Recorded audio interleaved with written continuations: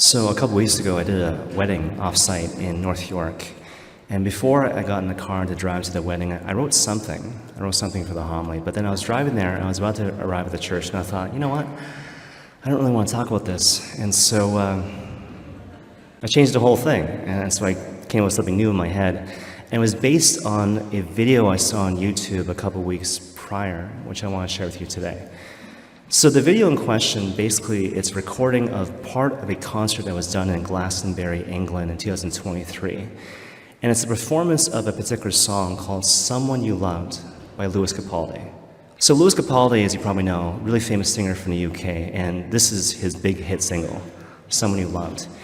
And to say that Someone You Loved is simply a song about heartbreak and loss doesn't do justice to the song. So certainly there is that element, this element of love gained and love lost, but in particular the song is meant to articulate a deep-seated fear. How will I manage? How will I manage? How will I survive? How can I live without this love that I knew before in the past? Not just this instance of someone who loved me in some way, but specifically an accompanying love. This was someone who accompanied me, journeyed with me into the dark places of my heart, the dark places of my life. And before, I needed that, and now this person is gone, and again, how can I manage going forward? So I have a certain fear and trepidation when it comes to thinking about the very idea of the future.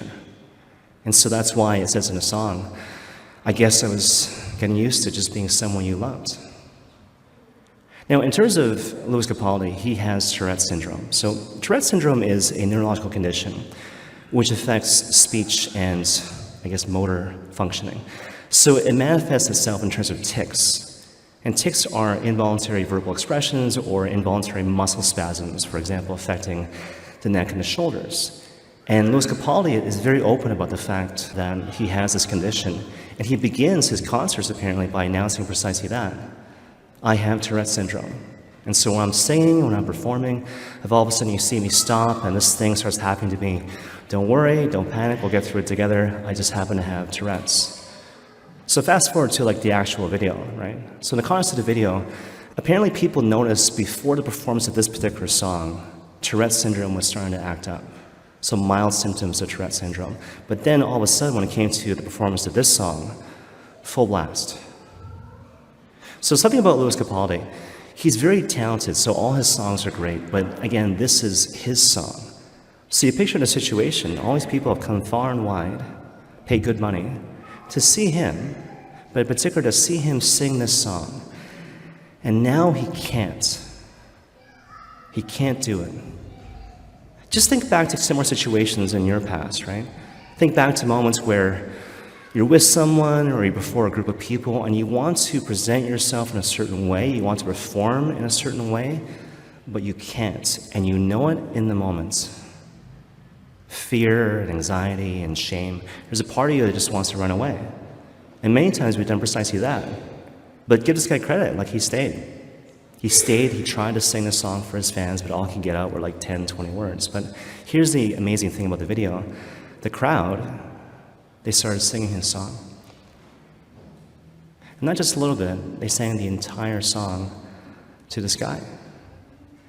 And I've watched this video 20, 30 times, and when you watch it, suddenly you realize something. Wait a minute, they're not just singing his song, they're singing his song to him.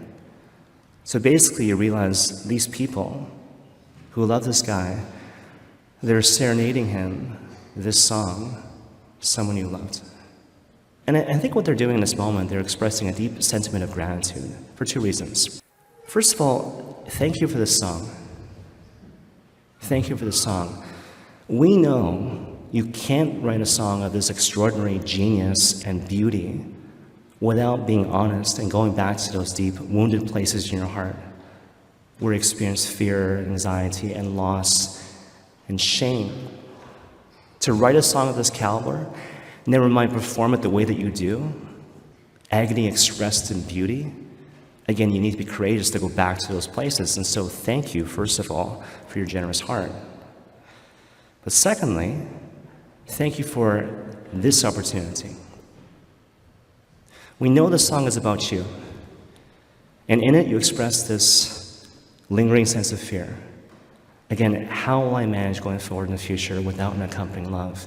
And the response from the crowd is basically, look, we know a little bit about your past, but we don't really know you. We can't say anything about your future, but you know what? Right now, buddy, we wish to love you in this moment. We wish to love you in your vulnerability. That's our honor, and that's our privilege. Beautiful video. Hope you get a chance to see it later on. I want to draw a line from that particular example to another experience I had recently. So as you know, recently, over the course of the Labor Day weekend, I was the main speaker for this retreat called the GT Retreat. And looking back, I don't think I explained it very well to you people because I didn't really know what it was. So, GT apparently is an English rendering of a Chinese expression which means Canada East. It reflects the fact that a lot of people attending are of Asian descent. But the theme, anyways, was broken and beloved. So the whole idea was that it wasn't just me, but other people leading workshops, deacons and priests and nuns, and the collective thrust was to lead these collective young adults into the wounded places in their hearts and to find some manner of healing by journeying with the Lord in the context of a safe, loving Christian community. And I don't know if I told this before, but a lot of times when I'm doing a thing with a live audience, I'm actually kind of reading the audience in real time. It's a tricky thing when you're a priest. A lot of times ministry is like that, right? So right now I'm doing all the talking, but it's still communication.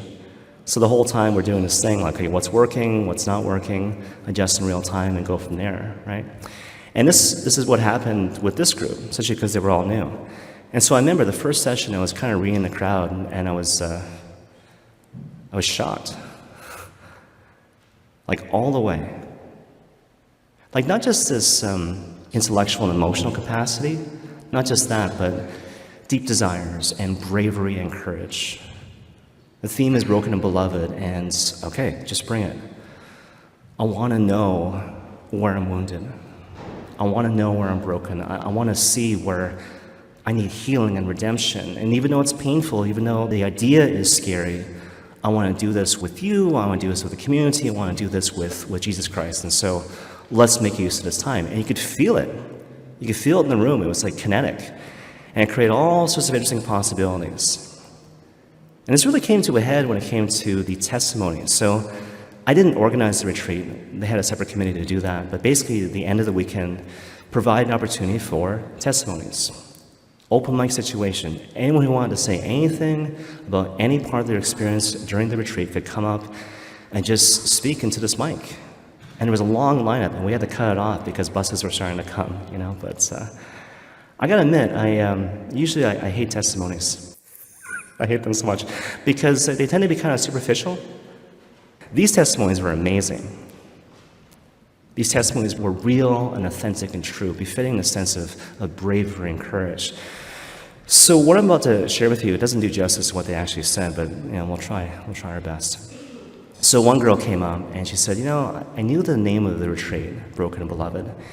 And based on a loose examination of my heart, I thought, I don't really have any wounds. But then all of a sudden, the retreat was playing out, the weekend was playing out, and I realized, gosh, I don't have any friends. Like, I know people. I'm pleasant to them, they're pleasant back to me. We make small talk, maybe we make jokes, right? But, the sense of a deep sharing of my heart, of their heart, in the concept of safety and accompaniment, I don't have that. Maybe I had one person, but she moved, and yeah, I have no friends. And that's fortified by the fact that I have this terror of meeting new people.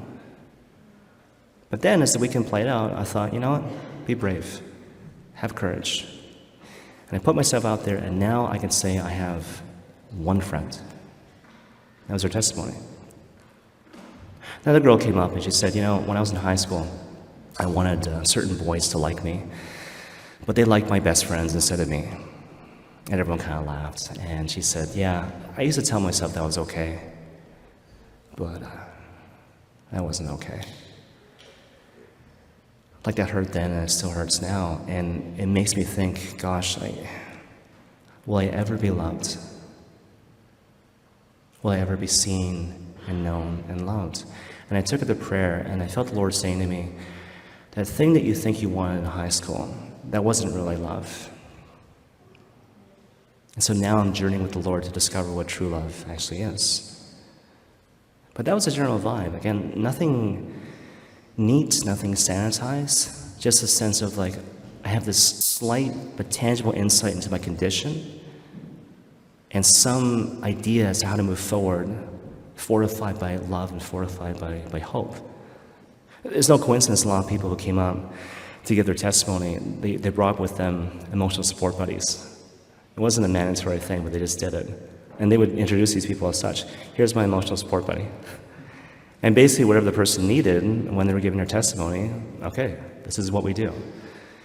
You need a hug, we'll give you that. You need someone to hold your hand, we'll do that. You need Kleenex, fine, Whatever you need, I'm here with you. I'm here for you. This really came to a head when it came to, for my money, the best testimony during this whole period. I don't even remember the testimony.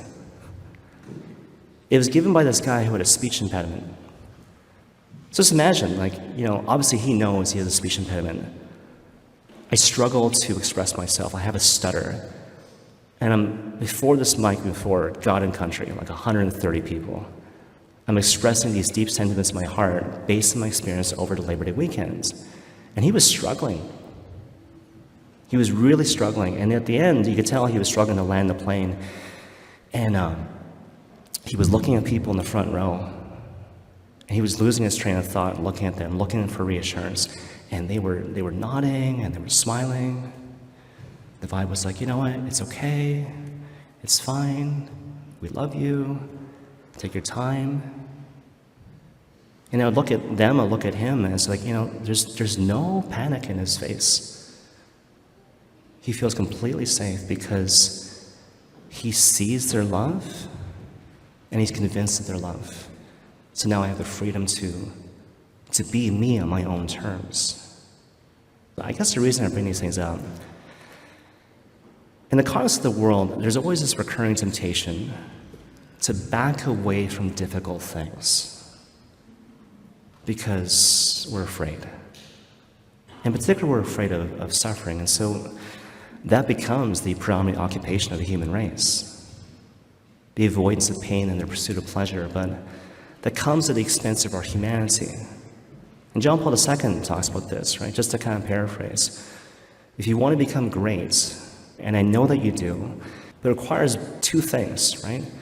You need to be brave, you need to be courageous in terms of facing those wounded places in your heart, but also a mutual commitment to create an environment of an accompanying love, where people feel safe to be themselves in their own terms, and through that find salvation and redemption for themselves and for the world.